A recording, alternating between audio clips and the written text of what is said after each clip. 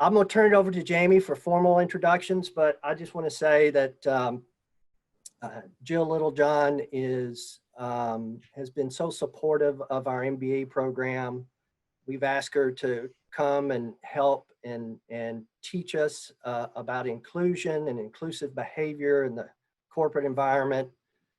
She has always made time to do that. So it's something that those of us in education sometimes find that kind of support difficult to garner. So I just want to tell you, thank you very much again for joining us and sharing with our students. So Jamie, if you want to do the introductions, that'll be great. Perfect. Well, good afternoon, everybody. I hope that you're all doing well and staying safe. I just want to give you a little bit of background on Jil. She has been breaking barriers and charting new paths from a young age. She became fluent in Spanish while studying at the University of Seville in Spain and went on to earn a Bachelor of Arts in Intercultural Business at Wofford College. She eventually went on to earn an MBA from Webster and started working for Milliken as an accountant and plant controller. But then she changed careers and went into nonprofit as executive director of the YWCA of Greenville, where she worked to develop the leadership skills of women and girls in the Upstate. And in 2009, Jil became the youngest member of the Greenville City Council, one of 2 minorities on the council, and served as Mayor Pro Tem.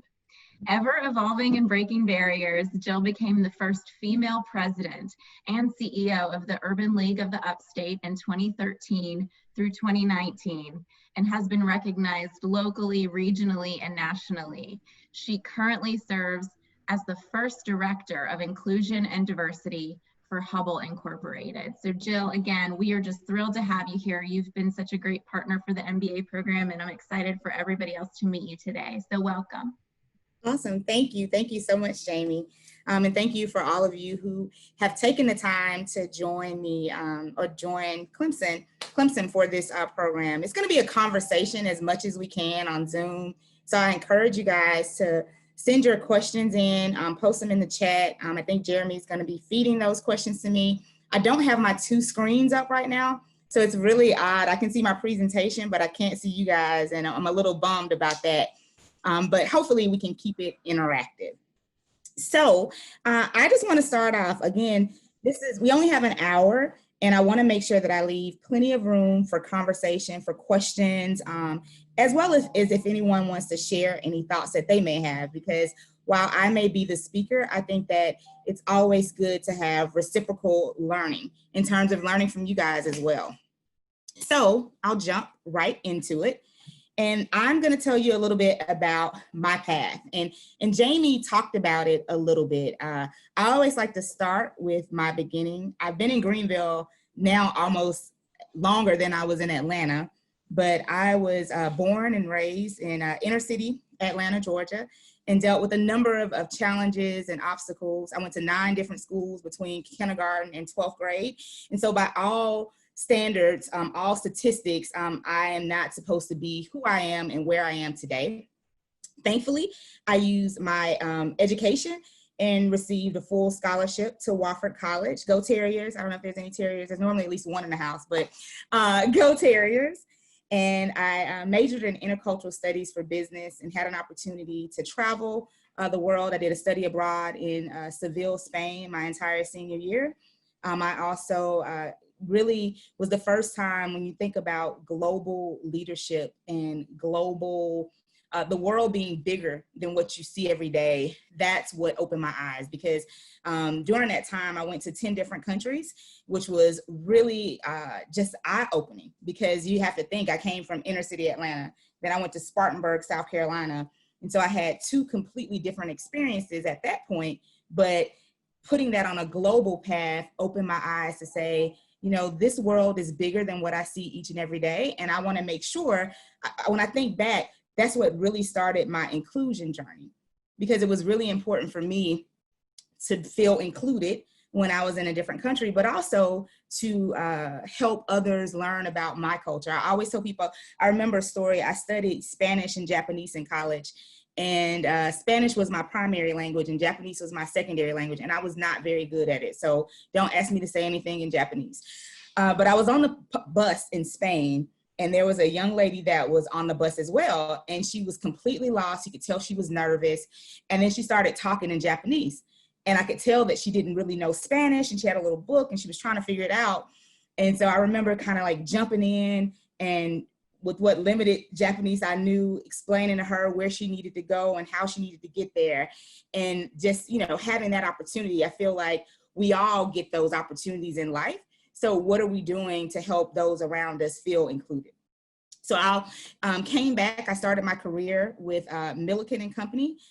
Started off in the textile industry and had a great experience there, transitioned over to World Acceptance Corporation. And that was really cool. That was the first time I had worked for a publicly traded company. And so having to deal with the different pieces that come along with publicly traded companies, it really opened my eyes. I had finished my MBA at this point. And so I don't know about you guys that are either currently working on your MBA or maybe you finished, but for some reason you just you think you're really smart at that point, right? So I was just like, yeah, you know, let me use some of the scenarios that I've learned in school. How can I put this into place, into practice in the workforce? So that was a really cool experience to do that. And then I took a different turn. I always tell people City Council and the YWCA really were hand in hand. I was not a very political person. So people always say, I'm not political, and we won't make this anything about politics. That's an entire another session that we could do. But I definitely was not a political person. I was like, I always ask people this question. I hate I can't see you guys, but how many of you, and I guess, can I see the comments or the chat box? How many of you know who represents you on City Council? And I can't really see you, but it's just kind of taking a poll to see how many of you know that. Most people don't, right? And unfortunately, I was among that group as well. I volunteered in the community, I served a lot, but it just wasn't my thing, right? So anyway, I ran for office, and I'll talk a little bit about that on another slide. And when I ran for office, I also got an opportunity to run the YWCA. I had never run a nonprofit before, but I had these business skills. Business acumen is extremely important in the nonprofit sector. And so a lot of people, when they think about nonprofit, they think about, oh, well, you know, it's just a nonprofit. Well, having run 2 large nonprofits, I can tell you that it is not just a nonprofit, it is also a business. And so I was approached with the opportunity to apply for the position. And you'll learn this a little bit about me. I was like, yeah, they probably don't want me. And they were like, yeah, you should really apply. And so I applied for the position and I got it, right? So it's really cool. You guys I want to take a pause here. Thank you. I think that's either Jeremy or Jamie that's adding the poll in terms of how many of you know your city council person. And so right now we have about half of you have responded, and it's about 80% that don't, about 20% that do. The numbers are still coming in. But here's the thing, don't feel bad about it, one, because most people don't, but I will challenge you to look it up. You know, if you're in South Carolina, you can go to scvotes.org, and it will tell you everyone that represents you. So you guys see the poll up there? This is actually normal. I stop and pause because as much I've been asked that question for the past 11 years and the response never changes. One day I hope to ask this question and the response be different, but it's not so far. So anyway, that's your homework assignment. You guys didn't know you had homework. So your homework assignment is to go in and figure out who represents you. Anyway, I transitioned, I served on city council. I'll talk about that a little bit later. And then I got the opportunity to serve as the first president and CEO of the Urban League of the Upstate, which was also a really cool idea. Most of my volunteer work while I was in Greenville was with the Urban League. So to me, the Urban League was like, to give you an example, it was almost like the Grammys for me, right? People know the Grammys, that's a good, kind of a good analysis. It was just like the thing. It was the place that allowed me to be a transient person to Greenville, coming here, didn't have any family, no roots here whatsoever. And the Urban League was the organization that pulled me in, that said, hey, do you want to serve? Do you want to volunteer? Do you want to be connected to leadership programs? And so I really, it was like my home. I thought very highly of the local Urban League as well as the National Urban League. And so when I got the opportunity to lead the organization, again, there's a trend. I said, oh yeah, not me. Surely they want somebody else because I don't have X, Y, Z qualifications. So they're looking for someone like that. And I've told this story, and I'll tell it now, especially because he's not the CEO, but Mike Reardon was the CEO of then Greenville Health System. And he called me into his office, and you know, he knew how much I loved the Urban League. I was running the YWCA at the time. And I thought that he was calling me in to talk about funding for the YWCA. And he said, there's a position open at the Urban League. I said, yeah, I know. And he said, but you haven't applied for it. And I'm like, no, I haven't. And he said, why? I said, well, you know, I don't really have X, Y, Z. He said, yes, but you have passion and you have purpose. And there is no better person that will fight for that organization the way that you will. Fast forward, I still didn't apply. I waited to the last day that the application was due. I applied for the position, got the role, served for 6 years. It was one of the most rewarding jobs I've ever had, and was loving that job, was doing, I feel like, a great job. I think people would say that, and had no intentions of leaving. Someone asked me though, probably about 2 years before I left, they said, what's next for you? And I thought, well, what do you mean what's next? They said, what's next? What do you want to do next? And I said, well, I love the Urban League. I want to expand into additional areas. I want to add more programming. They said, no, the Urban League is not your final destination. What do you want to do next? And I paused because I had no idea what I wanted to do next. And the question itself scared me. And so I took some time, I thought about it, and I said, hey, I want to work for a Fortune 500 company. I want to do something in government and community relations because I know that I won't be on city council forever, but I've learned a lot there. I want to take that plus my community activism, and I want to help corporations or a corporation develop their strategy to move forward. And I said that about 2 years, and then I kind of put it in the back of my mind, and then the opportunity with Hubbell opened up. And it was literally just kind of, wow, it was a wow moment for me because I really believe in speaking your destination, talking about what you want to do, what you want to see, as well as making it known to others. And in my path, I have always been somewhat of an open book. If you follow me on any type of social media platform, you get to know me on a personal level. And because of that transparency, opportunities have been given to me. Or not given to me because I have to work for it. That didn't come out the right way, but people would approach me and say, hey, are you interested in this opportunity? So now I've been at Hubbell for a little over a year now, and it's been a great journey. So I see we have some questions in the chat. I want to see if there's anything that, oh, okay, sorry, that's just Jeremy. So again, make sure you leave your questions there. Let's see. All right, so when I give this talk, typically, I like to go through 6 steps. I call them the 6 Ps. And so they're people, politics, presence, power, privilege, and persistence. Now, we don't have enough time today to go through all of the 6 Ps. But just to give you a brief overview, I feel that these 6 Ps are the tenets that help to shape and change our community, whether it's on a business level or a community level. There's so many different innovative things that we can do that helps to drive business results as well as to pull the community together. But the first 3 that we're going to talk about today are people, politics, and presence. So the first P is people. And so when I think about P, you know, you guys are getting ready, as Dr. Pinkett said, getting ready for this next phase of your MBA program.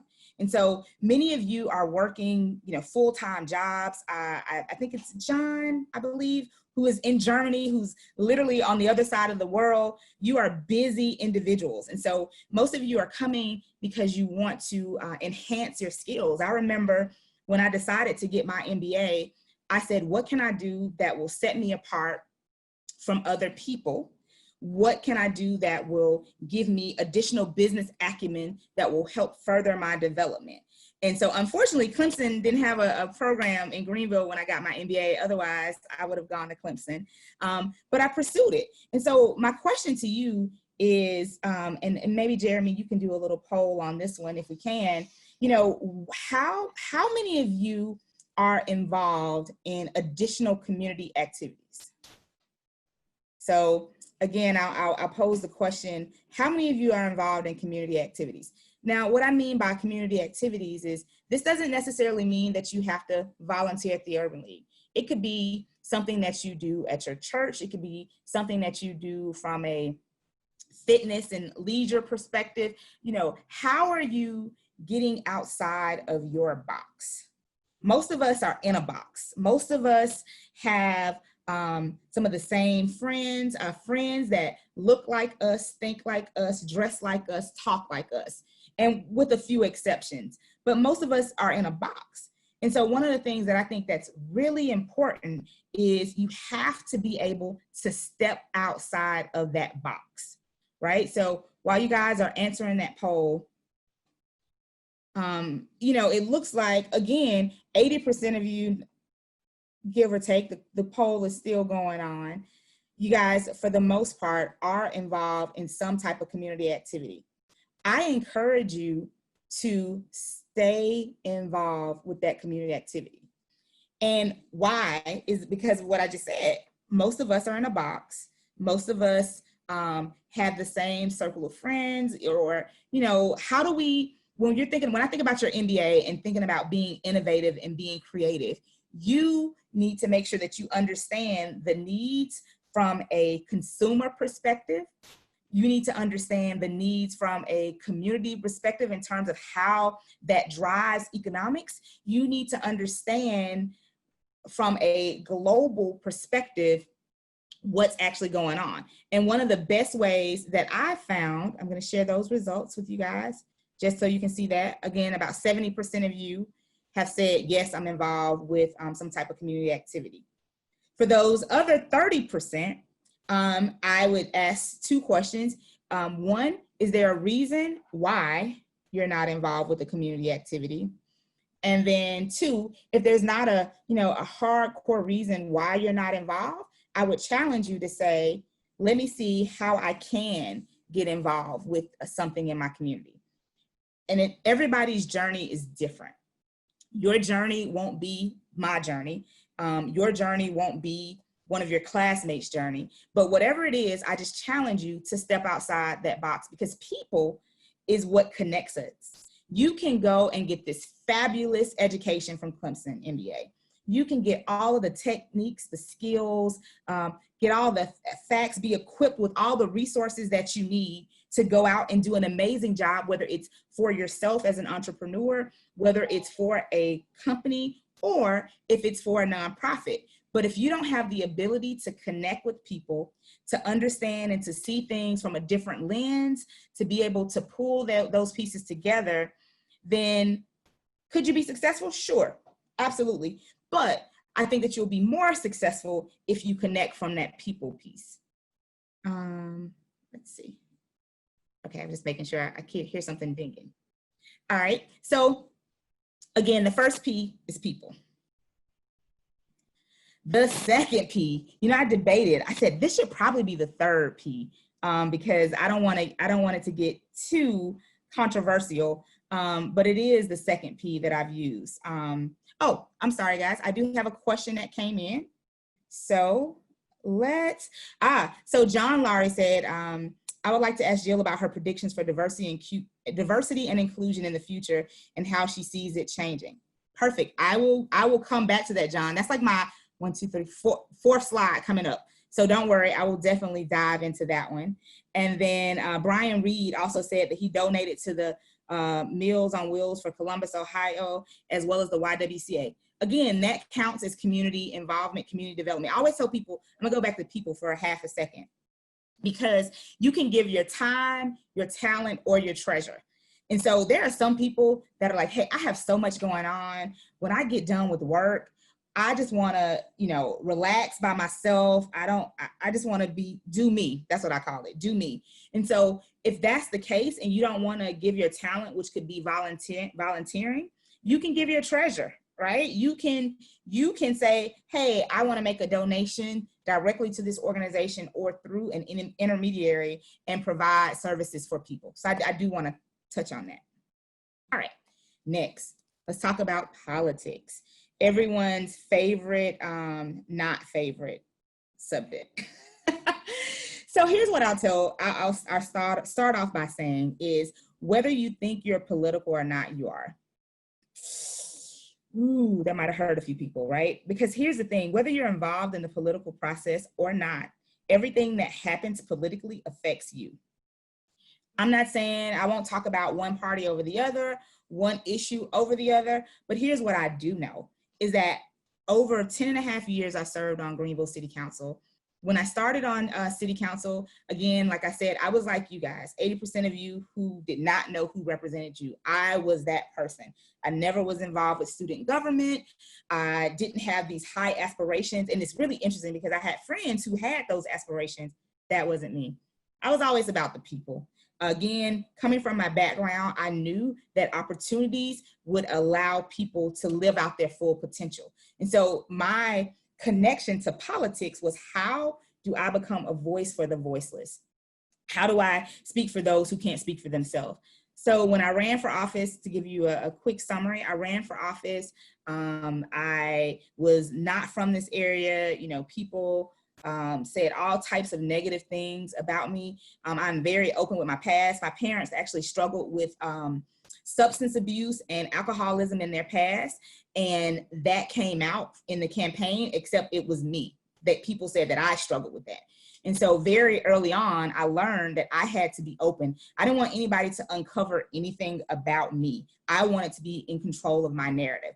And so I was very open about that piece of my past. With that first election, I only won by 25 votes. It still amazes me to this day that 25 people thought enough to cast a vote for me, which allowed me to run for office. Again, I served 3 terms on City Council. It was some of the most rewarding work I have ever done. If for those of you who do know who serves you on City Council, how many of you have actually ever attended a meeting, right? So sometimes you're like, oh yeah, I know who represents me, but have you ever taken the time to physically go to a meeting? Now, what's really cool about what's happening with COVID-19, and I'll talk a little bit about this as well, is that now a lot of those meetings are online. They're virtual, the same way that we're doing this Zoom call. And so I challenge you guys to take a look and listen in sometimes, because again, most of us, and self included, had never attended a meeting. And in some cities, in some areas, they actually give you the opportunity to watch it online always. I am hoping one of the things that will come out of COVID-19 is the ability for us to connect with people in different ways. So right now they're doing like Facebook Live meetings and I think WebEx meetings and showing the information. And so I'm hoping that will continue. The reason why I say that is because what happens in your community, again, people say they're not political, whether it's about businesses opening up, whether it's about restaurants that are coming to your area, parks and recreation. Do you have children? I always tell people, do you have children? Have you ever been a child, or do you know a child? Because if you've answered yes to any of those questions, everything that's happening politically is affecting you. So I always encourage people to say, how can you get involved? very similar to the community involvement question, you don't have to get involved by running for office. You don't have to say that, you know, you want to be the candidate, but you can do a few things. You can, one, listen to meetings or read the notes. You can, two, go to a meeting in person. You can support a candidate that supports your beliefs. You can make sure that you understand what the people who represent you are doing on a day-to-day basis. And then 5, you can stop saying that you're not political. Again, because it all affects us. Next P, if I can get my presence. Again, we talked about the people, talked about politics. Now I want to talk a little bit about presence. And I picked this photo just because I think they just look like they could just take on the world in whatever form or fashion. I picked this picture also because I feel like it represents me. One of the things that I had to deal with moving back into corporate America was, you know, I am charged with leading inclusion and diversity. And for a number of years when I was in corporate America before, I struggled with how to fit in. That was my thing when I was in corporate America the first time. How do I fit in? What does that look like? And so this time when I went back into corporate America, I said, I don't want that to be my case. We're focusing on inclusion, which I'll deal with that on the next slide, but I want to be authentic. I want to be able to bring my whole self to work, which means natural hair, braids, whatever I'm feeling, and that not be an exception, but be the norm, because the way that I dress or the way that I wear my hair has nothing to do with what I'm doing to help drive business results. And so I feel like, you know, each of us that are on this call today, I encourage you to let your presence be known. Allow your voice to be the thing that creates that innovative way to move you through the world, right? So again, I love this slide. I think that if we're talking about what are we going to do, how do we move forward next, allow your presence to be known. Don't just be in the room, have a voice and speak up to what's happening, voice your opinions, listen to what's happening, because when we work together, that's truly how we really get things done. Now, here is the slide. I know that John asked the question in terms of how will this look differently? And I say in 2020, but y'all, I really feel like I'm in 2021 already. Like the only thing that's positive about 2020 is that I'm getting married in a couple of months. So that's like the only positive thing that's happening. Other than that, I really want to throw the whole year away. But talking about diversity, inclusion, and equity. I like this slide again. I like graphics because, again, I feel like this is a good representation. We don't know who these women are. But what I always like to say is diversity is who's at the party. Inclusion is everyone dancing. Equity is, are they playing my song to dance to, right? So a lot of times when we think about diversity, in the past, a number of people have only just been focused on checking the box, right? Do I have, you know, XYZ number of people of color? Do I have XYZ number of women? Do I have XYZ from the LGBTQIA community? You know, it's about checking off the box. And while we need diversity, we need people from different backgrounds. Diversity comes in so many shapes and forms. It is not just what you see on the outside. Diversity is, you know, I always tell people, I remember at different points in different meetings, I was in meetings and it was during my tenure running some nonprofit organizations, and people would say, so tell me how the Black community feels about this. And there were times where I took that role because maybe I had surveyed, but what I would always tell people is that the Black community is not monolithic. All women are not monolithic. We don't all have one voice, one opinion, one way. We think differently. And so while you have the top tier layer of diversity, you also have to be inclusive. You have to make sure that the people that you are working with, I'll speak to this from the point of a corporation. So if you are recruiting individuals in and you've checked off all the boxes, right? Do you have the culture and environment to support those individuals that you are bringing in? Do you have the ability to bring people into an organization where they can be themselves, where they can wear their natural hair and feel okay? Do you have the ability where people, you don't just automatically see a person and think because they look a certain way that they speak for an entire group of individuals? And so I really feel that diversity and inclusion work very closely together. From an equity standpoint, it's one thing to have that mix. It's another thing to make sure that there's an inclusive culture. But then when you dig deeper down into the structural pieces, are you ensuring that there is equity across the board for those individuals that you're working with? And in this context, this can be done from a corporate context. It can also be done from a nonprofit context. But again, I do think that those three pieces work hand in hand. So I want to go back to John's question. And so he asked me, what are my predictions for diversity and inclusion in the future and how I see it changing? It's so funny, John. Predictions are interesting. At one point in time, I really feel like I could predict, based on these factors, this is what could or could not happen. Now, our world is changing so rapidly. I will share my predictions, but don't hold me to them because, this could change tomorrow based on how we're moving. So one of the things that I really see in terms of diversity and inclusion, and this will kind of really go into life after COVID-19, what's happening now that we're, it's not pre-COVID because we're in COVID and, we're about to be in post-COVID, hopefully, but I just call it the new normal. And how does that affect diversity, inclusion, and equity?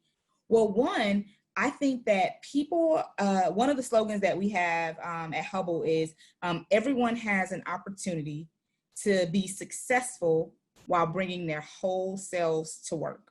That is our slogan. That is kind of our overarching statement. And it's something that we strive towards. What's happening now with COVID-19 is that everybody is bringing their whole selves to work because most of us are at home. So you are seeing executives who were typically, suited up or much more clean cut. They're having on t-shirts. They're having on caps while they're doing calls. Some people don't subscribe to this because they say, well, you have to be professional. What I enjoy about that is it allows people to really be themselves. The outside appearance has nothing to do with how we do our work. It has nothing to do with how we drive our business results. It has nothing to do with what we're doing. And so I do think that we'll see a lot more flexibility in terms of how we work. Some people say work from home. I say WFA, work from anywhere, because technology, I think that corporations are going to increase their technology capabilities so that people can work from anywhere while the country is slowly opening back up. I do feel like there are a number of people, self-included, who's not comfortable with going right back out into the world. And so you're looking at a lot of companies doing flex schedules in terms of, 3 days in the office, 2 days at home, 2 days in the office, 3 days from home. And how does that affect diversity and inclusion? Well, now you may have individuals who in the past couldn't do a job for childcare reasons. And now with the ability to work from anywhere, they won't have to worry about childcare because potentially their child could be home with them. Now, it does present a number of challenges. One of the things that's happening now, in terms of diversity and inclusion is we use a lot of national partners to help us recruit talent into our organization. A number of those conferences are now canceled. They're not happening anymore. So some have moved to a virtual platform, some have postponed until next year. And so when you look at how you are getting those numbers and now those conferences and opportunities aren't available, you're not getting that chance. But what I will say is that now more than ever is when we need to drive inclusion. Now is not a time to take a step back and say, all right, well, let's cut back on the diversity and inclusion efforts because we need to figure out how to save costs. Now more than ever, everyone wants to feel included. It's not just people of color. it's not just women. It is every single employee that's a part of an organization that's trying to understand, with this rapidly changing economic times, will my job be there tomorrow? Will my job look differently? Everyone is wanting to feel included. And so I think that what you'll see a lot more of is a broader lens of inclusion with corporations and companies trying to figure out, what do I need to do to make sure that all of my employees feel like they can bring their whole selves to work. I also hope that during this time that we can see some numbers that'll change. So most companies and organizations have a strategy. Well, most may not be completely accurate. I would say some companies have a strategy for diversity and inclusion. And so I think that what will happen after, how it'll change, is that now people will say, hey, I had this strategy in place. How do I use this crisis as a good opportunity to put this strategy into motion? So I'm hoping that we'll see a number of companies and organizations do just that. All right. Jill, hi, I'm Aaliyah Jones. I love this, by the way, and I don't want to take up too much time, but maybe if you could speak on, how do you get your company or any company that you work for to understand that it's not just about hiring a diverse candidate, whatever that check mark may be. Maybe they're international, maybe they're Black, maybe they're woman, maybe they're the only man in an all-woman company.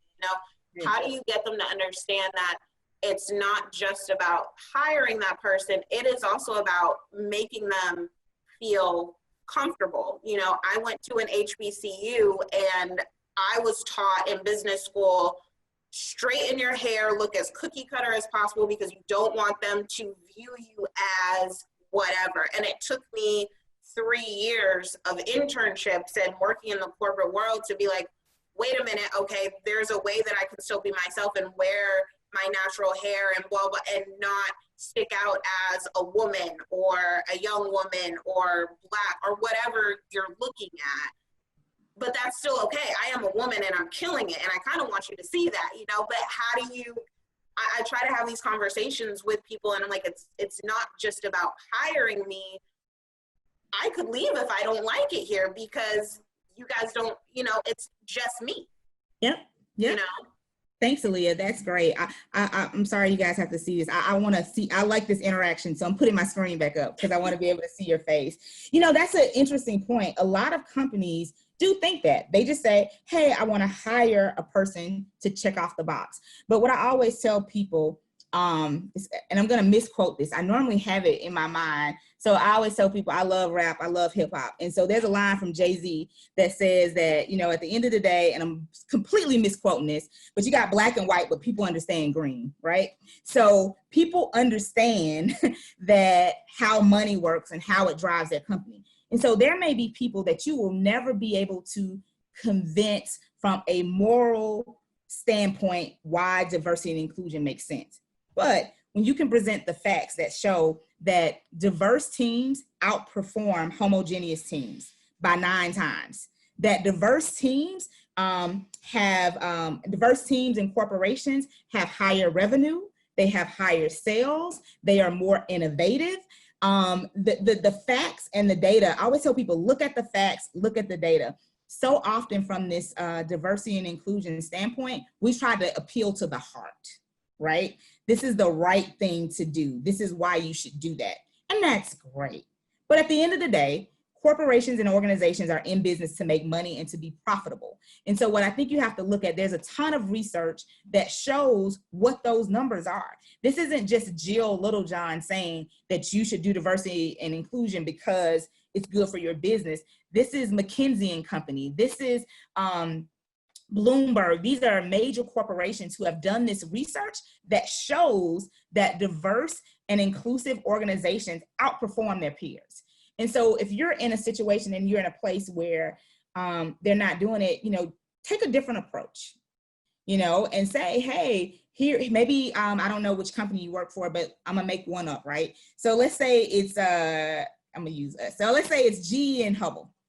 And you're just like, oh man, here are our sales, here are G sales, they have XYZ in place. we don't have those things in place. Maybe we should look at implementing some of these things to help move us along. So again, I would look at the facts, look at the data, and use that as a touch point to help drive the conversation, not just from a hard perspective, but from a true statistical perspective. I also want to address, make sure I don't have a text from Jeremy. Okay. I also want to address the piece in terms of you have to look a certain way, you have to dress a certain way. That's what we were taught. I went to a predominantly white institution, PWI, Wofford College, and I was one of the few, I think out of 1,100 students, we had 100 students of color, maybe 40 or so African Americans. And so you were always kind of taught to kind of blend in. Like you need to blend in, you need to be a part of the norm. And it wasn't, and if I'm being completely honest, it wasn't until I had been with the Urban League for a few years and I was about to transition into this role. I said, what type of role do I want to have? What type of legacy do I want to leave? If I continue to just, you know, do something because somebody else, now don't get me wrong, I like to straighten my hair sometimes. I don't want y'all to see me somewhere on a picture and say, she was talking all that stuff and now her hair is straightened. But I wanted to make sure that I was able to write my own narrative. And so my very first week of, when I went in for my interviews for Hubbell, my hair was straightened. I had an interview in South Carolina, my hair was straightened. I had an interview in Connecticut, my hair was straightened. And I laughed with my colleagues. I said, but on day one, y'all had to get all this fro. Like I already had the job, it was over. Like if you're gonna hire me to do diversity and inclusion, then I need to be my whole self. Well, my second week of work, I had an opportunity to be with all of our executives doing a diversity and inclusion summit, workshop. And for some reason that comment came out and I said, yeah, you know, I straightened my hair. And I never forget the CEO of our company was like, why did you straighten your hair? I said, well, because when I went to your website and the social media pages, there was nobody that looked like me. So I wanted to make sure that I fit in. And immediately all of the executives are like, we got to change this. Like we could care less of how your hair looks, but we've been ingrained and told that that's what you have to do. So again, I think we need more people setting the example, leading the way, and showing others that it's okay to be your whole self, and lead the pathway for others to follow. Okay, I got a long question. Let's see. Oh, all right. Ha ha ha. Let's see. So many questions. I love it. I love it. Okay. Oh, can you tell me more about your time at Milliken? I currently work there, and a friend of mine played basketball at Wofford and is in charge of diversity and inclusion. So my time at Milliken was, I would say I enjoyed it. So Milliken, and I have credited Milliken to building my foundational pieces of leadership because at the time they invested a lot into their new hires. You know, I went through, you know, Dale Carnegie training. I went through 4 weeks of additional education and leadership training. And so I just thoroughly enjoyed my time there. I was one of few African-American females, but again, even though it was a more conservative company at the time, we hadn't even got into any type of D&I strategy work. I do feel like they really tried to make me feel included. I never forget, Mr. Milliken was alive when I worked at Milliken, and he would do these summits every year down in LaGrange, Georgia, and would fly people in from all across the country. And some of the new hires, I think some of their, what they would call their new high potentials, they would allow us to drive the individuals from the Atlanta airport to LaGrange. And so, you know, for us, you know, I'm young, I'm fresh out of college. It's like, okay, let's, you know, I get to take a day off from work and drive somebody to the airport, no problem. I never forget, I got the opportunity to drive one of Mr. Milliken's sons to the airport. So I was super nervous. I was like, oh Lord, Jill, please don't say anything wrong. Like, this is your first job out of college. Lord have mercy. You know, don't say anything wrong. So I got in the car with him, and he was a pleasant man. And Mr. Milliken was pleasant as well. He was very pleasant. And the first question he asked me, because Mr. Milliken was a heavy supporter of Wofford, he said, my son is looking at going to college, and, you know, we're thinking about Wofford, but tell me, as an African-American female, how does it feel to be a student at Wofford College where there aren't that many African-Americans? I'm like, Lord, what do I say? You know, do I speak the truth or do I come up with some kind of, you know, fluffy answer? And I was like, Lord, if I lose this job, my mom is going to kill me. Like, you know, I'm having all of these thoughts that are popping through my head. I decided to tell them the truth. I said, you know, the education is great. I said, it's not that many things that we do there that, you know, appease me. I go home. When I was at Wofford, I came home to Atlanta a lot on the weekends. We formed circles. You know, I was a cheerleader. I was on a dance team. I was doing all those things that was making me a part of the community at Wofford. But oftentimes I did feel like an other. And he said, thanks. He said, that's what I thought too. He said, and I really don't want my son going to a school where it's only, I want him to be in a school that's much more diverse. And we had a lot more conversation. It was really cool. And, you know, fast forward. So again, I also think that was part of the journey of just being myself, being authentic and telling truth. So when you talk about your friend that's in charge of diversity and inclusion, they switched it soon. They switched it. So I'm not sure if it's the same person. But I have gone back and forth to Wofford and had conversations there. They're trying. I think most schools are trying. Whether you are a PWI or HBCU, I think schools are trying to figure this thing out.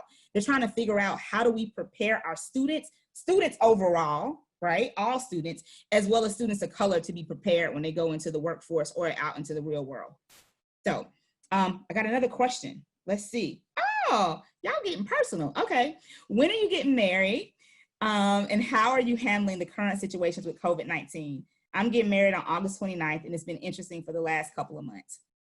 So yeah, it's been very interesting. You can follow me at Jil Littlejohn. Literally, I'm an open book. Like the entire proposal is all on Facebook. You can see all the good stuff there. So we're getting married on July 20. We got engaged on February 22nd this year. And we're getting married on July 22nd. We're real big on numbers. So lucky 7, 22nd day. That's the day that we wanted to actually officially start our journey. And so we had a big venue planned, over 200 plus guests. My fiance has 8 brothers and sisters. And so with just close family and friends, we were at like 225. And we were like, what are we gonna do? You know, do we stop or do we keep going? And so we decided, you know, we weren't gonna let anything stop us. If it was just me, him, and a minister getting married on July 22nd, that's what was gonna happen. But we're having a smaller ceremony in Greenville on the 22nd. And then we're gonna video record that. And then prayerfully, depending on how Rona tries to act, because I just don't know what's gonna happen. But we do have our venue reserved for November where we're gonna have a big party. So it's basically going to be 2 parts. We'll have the private ceremony in July, and then we'll do a big party in November because we didn't want to wait. You know, we're like, with what's happening, I mean, we could be on quarantine in November, and then what do? Do we wait an additional time? So yeah, so we're still getting married. Got a couple more questions, and we only got 10 minutes, so let me keep going. This one is a long one, and I promise I'm going to read it, but I'm going to go on to one of the questions. I think it's an article that somebody shared with me. So I will read that later. The next question was, do you think that more diversity and inclusion will come to the LGBTQIA community? So before I answer that question, if you feel comfortable and you sent me this question, can you unmute yourself and kind of clarify that question? Because I want to be able to answer it from the right perspective. I'll give you a few seconds. If you don't feel comfortable answering, asking, you don't have to. But if you do, I'll give it a few seconds to see if you'll unmute yourself.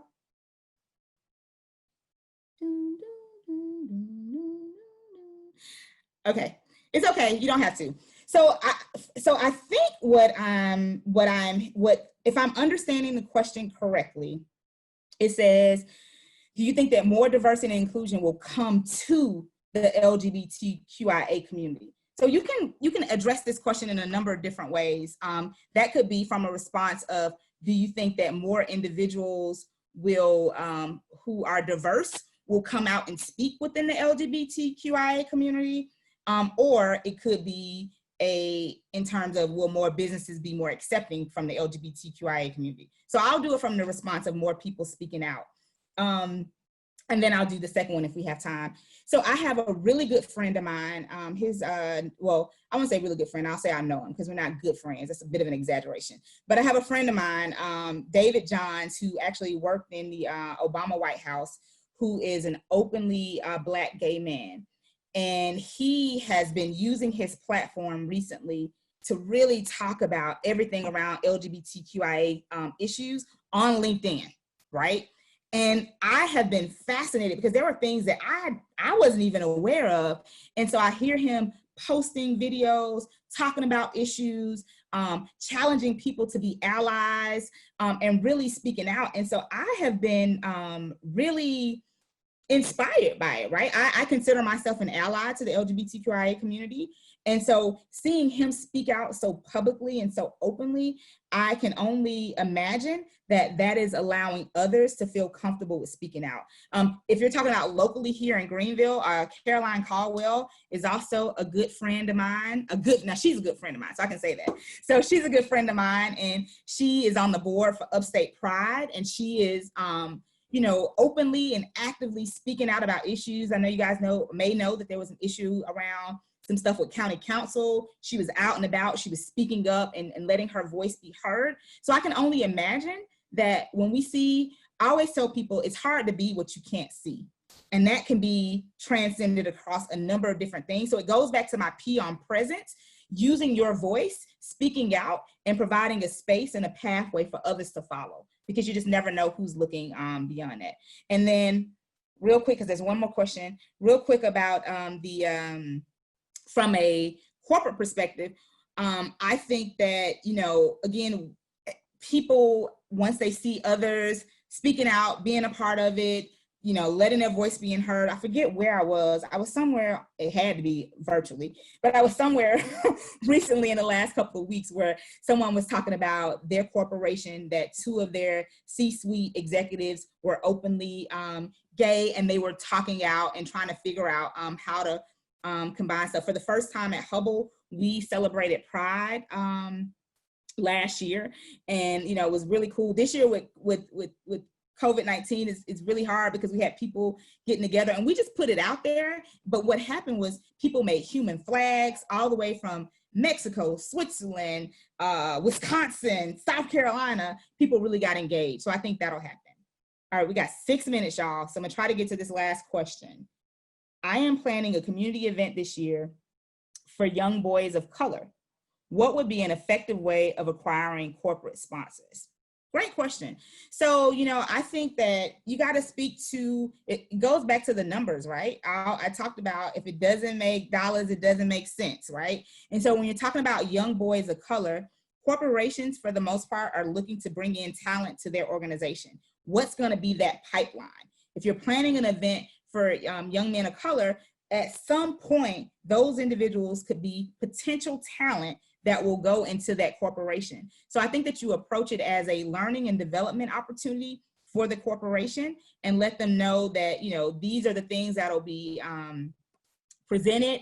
You present your sponsorship package in a way that allows them to have exposure, that allows them to utilize your event as one of their diversity and inclusion activities so that they can tell others that this is something that I'm looking at a Publix bottle that Publix is doing, and this is how we're engaged with diversity and inclusion. So I think that, again, if you can tie it back to the business results for those corporations, then you will potentially get those sponsorships. All right, so we have about 4 minutes left. I am gonna I'm gonna skip, well, see, there was a question once. Okay. See, I want y'all to see my cute little slide. Y'all gotta look at my cute slide. See? Set questions. It's gone now though. And then I had a breakout session that I would do. I love this slide because it really does show how, you know, we are all diverse and we can be inclusive. And so I typically use this slide to talk about after the breakout. But I do want to make sure that you guys can get in contact with me if you have additional questions or comments. There's my pretty little picture. I don't look like that right now, but so that's my contact information. It's Jill with 1 L. Everything is pretty much at Jil Littlejohn. So Instagram, Facebook, Twitter, LinkedIn. There's also my personal email. If there's a question that you didn't get an opportunity to ask today, feel free to reach out to me, and I will do my very best. I always tell people at least 48 hours, but with Rona, it might take 72. Give me a little bit of time to reach back out to you guys. So that's 3 minutes left. So I will turn it back over to Jamie and see if you have anything that you want to say. And I thank you guys so much for your time.